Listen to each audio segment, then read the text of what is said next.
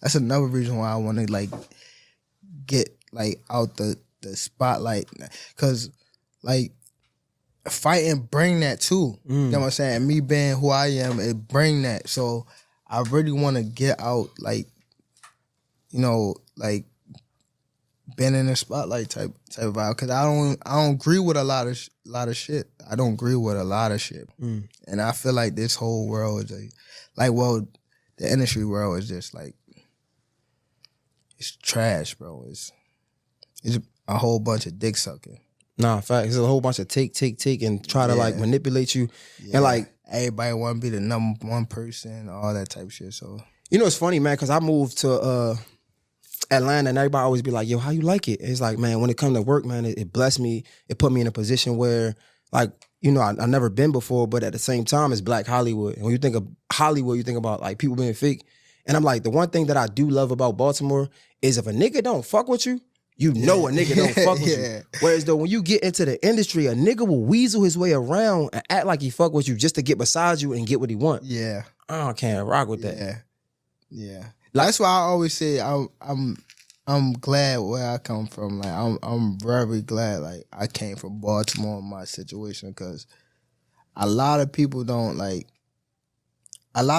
move like how we move or even think like how we think type of vibe. So I'm definitely appreciative. I feel like we seen I don't know about the outside world, but just me from being a fan, just looking at your career, I feel like when you first came into the game, you moved like a rapper, right? 20, 30 niggas deep.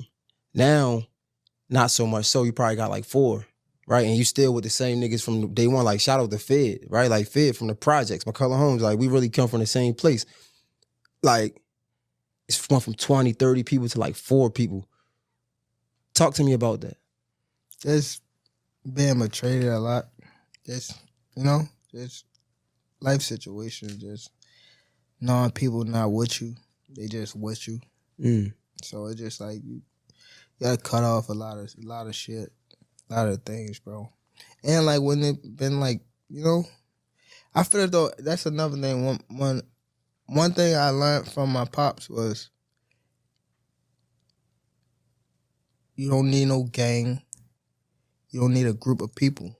You know what I'm saying? So when I see a group, somebody in a group, I feel like they soft. Like y'all soft. Like my first instinct, y'all soft.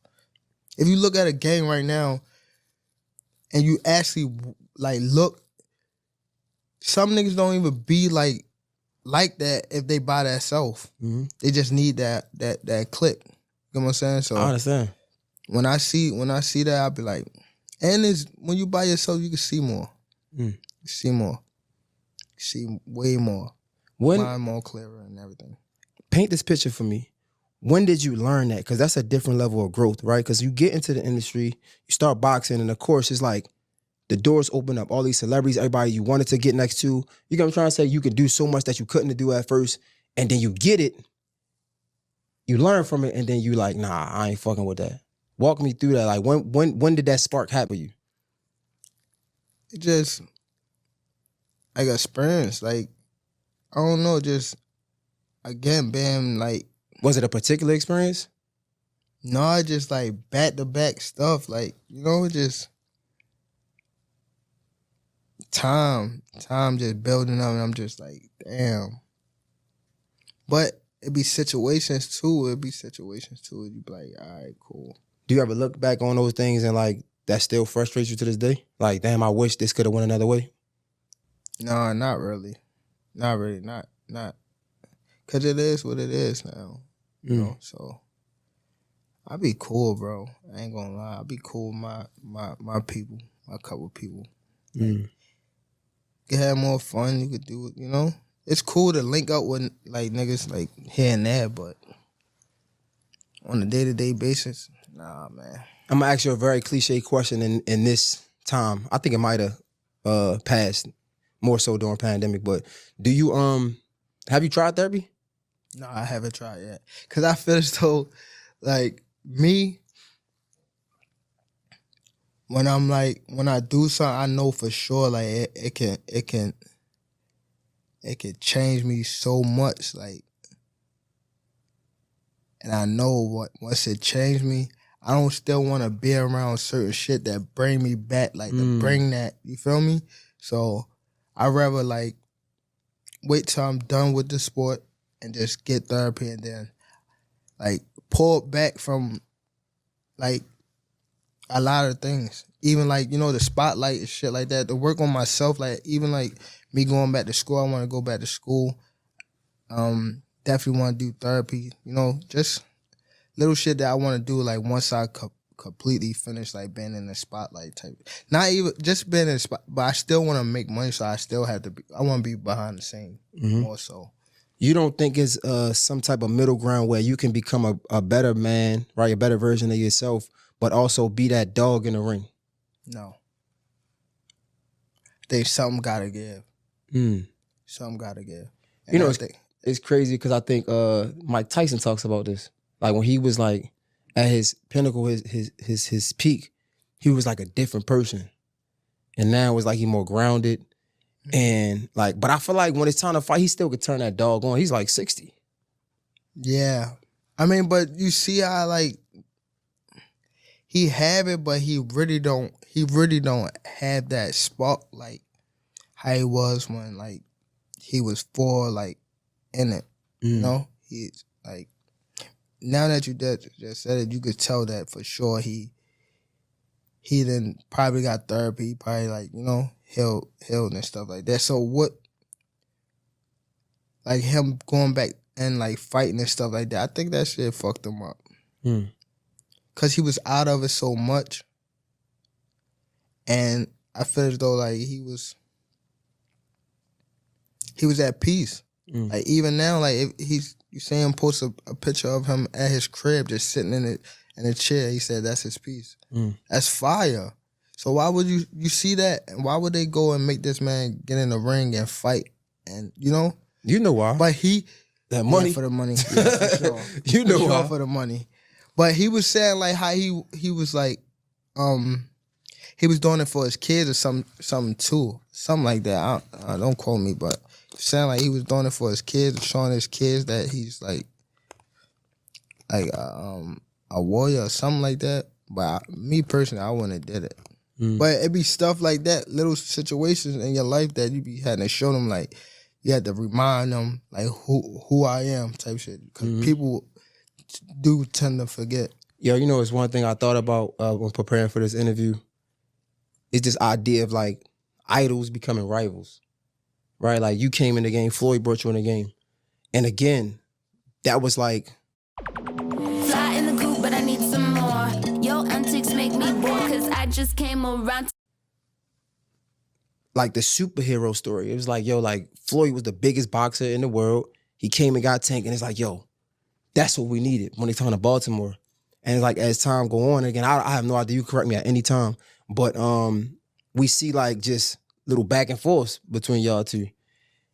And again, I have no idea, bro, so you can always stop me or correct me, we could, whatever. But I'm looking at like, it's crazy how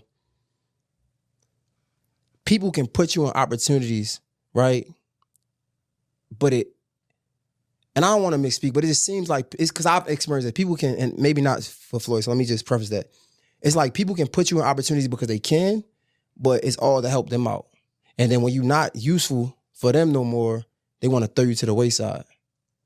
Yeah, I mean, it just once you get around someone, you be looking up to these people so bad, and like once you get around, they don't be who they say they is or who they portray to be. You be like, damn, it's damn near like it's a letdown.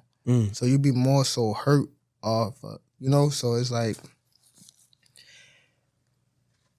I just go my own way, like I do my own thing and things like that. So that's more so that's what it was, and that's cool. It's just like you just don't vibe with like what they on, and that's, you know.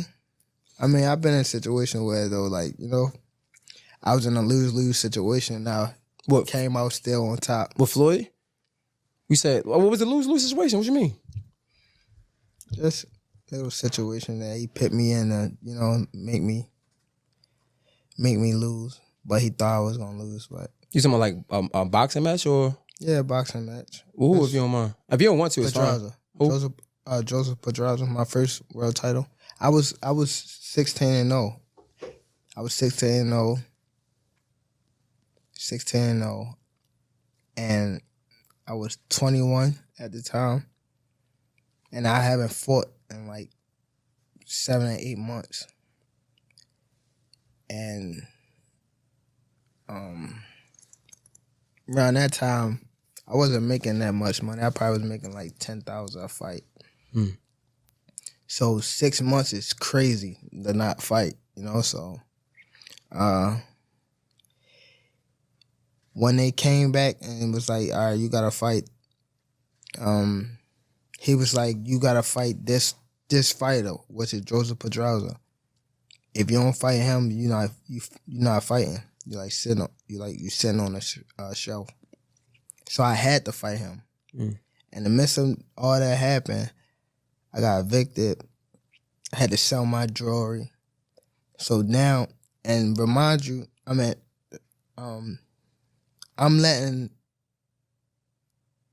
them boxers that you talking about, I'm putting them on game. Letting them know what's going on. Like, see, this was happening. Like, you feel me? I'm letting these guys know. So when it be like people saying they want to fight me, it's like, how could you, nigga? I was the one that was giving you game when I was going through it. Yeah. When I was at the lowest part of my career, I was telling y'all niggas how so you wouldn't have to get here. And now it's like betrayal almost. Yeah. Okay, so sure. Do you think Floyd did that intentionally? Yeah, for sure. Yeah. Why? After so much time, after like, I guess, again, after what we think he helped you come into the game, he gave you the spotlight. Like, why would he try to diminish your career? Cause at that time I don't want to go too deep into it, cause I don't want to bring up but it was somehow that they were saying that I was messing with his daughter off of the fact that she kept Snapchatting me. Okay. She kept hitting me on the Snapchat. So they sent it to Floyd, and Floyd bugged out. Okay. So that's what made it like. And you think that was a downfall of y'all career? I mean, y'all no, it was relationship, a downfall. not career. Yeah, relationship. It wasn't a downfall of my career. I mean, my our relationship, because it was more things that he was doing. Like, he scheduled a fight, I think, doing like your fight or something. I don't think they did it, but stuff like that. Promoting. Yeah, stuff like that. Like, you know? Yeah. But just little stuff that people wouldn't like catch unless like you see how like you caught a lot of people wouldn't catch would have caught that. Like, he scheduled a fight when I'm fighting, and I was signed to him. Do you think that's a relationship that y'all could like mend? Have y'all mended or? No, I just like it's more so like I respect them. And I won't say I respect him. I appreciate him. I appreciate him for what he done, because he did, like, you know, he did help me out. He definitely helped me out, but it was more so like he would say that he gave me like money to get my mom out the hood, but me being from the hood, 10, 15,000, that's not, after a couple months, she gonna be back in the hood, and I'm gonna be back asking you for money. Nah, why would I do that? I give her a couple dollars, feel me? And I take some, whatever, whenever you need some money, you feel me? But when I was legit to be able to get her out the hood, that's what I did. And you know, again, like, not talking specifically about him, but just people in general, like, I had to learn that coming up, that like a motherfucker will put you in a position to always need him. And like, to the world, it might look like that's a great person. But like, to somebody to understand, you understand like what Kendrick Lamar say? Nah, that's a master manipulator. Like, cause if I gotta put you in a position that always need me, you always gotta, I'm gonna just give you crumbs. And we hear it a lot. Like, if I'm a billionaire, if I'm a millionaire, nigga, what's $1,000? You know what I'm trying to say? But to you who don't have it is a lot. And I know you gonna go to war for that $1,000. So me understanding that $48 of plot power, I'm gonna always feed you a little bit so you can be excited and do just enough to come back around. But I ain't really it's put me in a position to be able to, you know, make my own thing. And I don't want to say no name, but they wind up catching it. The people that's over top of me, I mean, like I was signed to him, and Floyd signed to him. So the person that he said, okay, cool, I see what's going on. That's when he started taking over my career. Yeah. Okay, so March 1st, Gervonta Tank Davis versus Lamont Roach. Okay, this ain't for the fans. It's for me. I see y'all was friends, y'all had history, y'all went back and forth back in the day, but why him? Why Roach? Out of all the people. I think a lot of people was they had a scheduled fight. For sure they had a scheduled fight coming up. And another thing with the Teofimo nigga, he kept saying all this wild shit like monkey this, monkey that, and like he disrespected me as a man, so that's another reason why I wouldn't give him a fight for sure. But I would fight him, like, you know? So I don't know, it just the other guys was definitely had a fight coming up, so it was like who I can really fight. You feel me? And he was the one that was calling, or if I'm not mistaken, he was calling, saying that he wanted to fight, and it's like, why not help him, you know? Yeah. Help his situation. So. And I like that, right? But during these press conferences, you give him a lot of respect. Like, is this to sell a fight, or is it like to really believe it? Nah. I mean, like really though. Because the only reason why, because he is good. Like, don't get me wrong. But come on. Like, I mean, he's good, but when it comes to fight night, like, it's gonna be a whole different beast. Like, that's what we thinking. It's not gonna be no respect. Hell no. But in the press conference, you give him respect. Like, no, he's a tough fighter. I'm like, Tank, you don't even believe this shit. No, he is a tough fighter though. For sure.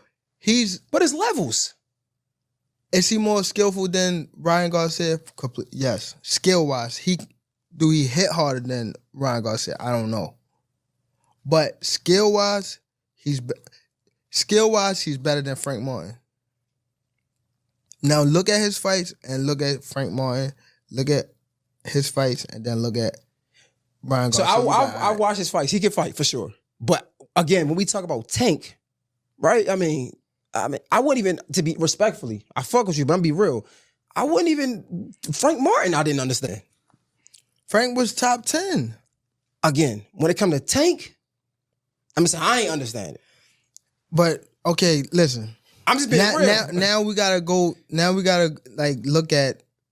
Okay, who would you say somebody that's a top fighter for me to fight right now? Okay, right now? Yeah. Shakur? I wouldn't say Shakur. I mean, but people want Shakur. I would go maybe I would say maybe Ryan rematch again only because of what he did to Devin Haney. I would have said Devin Haney before the Ryan shit. They got a couple fights. Yeah. What's his name? Yeah. I'm lined up. I think he fighting somebody. He fighting Rolly. He fighting Rolly, then he fighting Devin again. Like they got fights coming up. They got shit lined up already. Okay, me? I mean, I'm just saying, as a fan of me, I'm gonna say T.O., I'm gonna say Shakur Stevenson. I'm gonna say, but now go look at his fight and see, like, all right, he's the same. He haven't done nothing, bro. It's about people backing him. That's what the build up is. So, you feel me? And I don't even want to be talking about this nigga, but it's about people like, oh, this he was signed to Andre Ward or Terrence and his, like, you know, behind him. It's about like, oh, this guy can be this guy can be that. But if you look at the fights, like, these guys ain't really doing nothing. Like, they ain't doing nothing. And it's not too many people that can be able to, like, you can go choose the fight. Like, right now, anyway. I guess. But it's people coming. It's people, like, you know, I see, but because I watch. Yeah. It's people that's coming behind them that's decent. That's better than them, for sure. So do you think this fight is March 1st, you and Roach? Do you think it's going to be competitive? Yeah, for sure. It's going to be competitive. Is that because you're going to let it be competitive? No, and I'm for sure not gonna be let it be competitive. But for sure I can cause he's gonna think, bro. He's not somebody that's gonna go out. Well, hopefully, if he try to run, he gonna run into some shit. But I feel as though he know what's going on, so he's not gonna come out there and he's not gonna come out there and be wild. At the weigh-in, again, it seems like you're super level-headed. Again, you come to the weigh-in. First of all, you come to the weigh-in just you and your other guy. Nobody else. Yeah, man. Just, going through what I'm going through. I had to, Wait. Yeah. That's how I get, man, around this time, man. It's a new Tank, man. It's hilarious what Tank said about Devin Haney suing Ryan Garcia. He like, man, and I definitely felt when he said, they won a box. I had the box. I needed the box. And I feel like it shows. And I also agree when he said, a lot of people in gangs and groups, they really ain't like that. He said, they with you, but they ain't with you. And a lot of the times, you can see better alone. He definitely was dropping some gems. And I liked when he said, he trying to get out of the spotlight. I feel like so many people are looking for the fame and validation. But, he said, I came, I achieved the goal, I achieved the mission. So at this point, I already won. And even him himself, he says, you can't be that dog fighter and also be healed, going through therapy, really elevating to another level. And we all seen the growth in Tank. So my question is, is that fight going away? Because, at the point where you have everything you want and have, you see your kids growing up, it's like, what point do I give up, what I was chasing to, become the person I want to be and, build the shit that I want to build that's not attached to who I was. I definitely see, him crossing a crossroad. And I think, he's still down to fight. He's still the best fighter in his class. But, I feel like that hunger's going away. Especially when he was talking about getting out the spotlight. And, I've heard him on other podcasts talking about, living on a private island. He spoke on how he don't like the industry. So to me, it seems like, he's just trying to get off the grid and, just live his life. His journey kind of reminds me of Mike Tyson. We all viewed him as the crazy one. And now, at 60, it's a complete 360. You see now he's giving other people advice and he's got his podcast. So hopefully we can see some of that in Tank. But regardless what he has in store, he definitely has a promising future. So shouts out to Tank for giving, Jay Hill this platform. They both from Baltimore. I thought that was super dope. And I definitely think that Jay Hill took this interview and killed it. That questions he asked, I definitely feel like this was a great interview. So go watch the full interview on his page. I love you guys. It's positivity, good vibes. I'll see you guys on the next one. Peace. We out.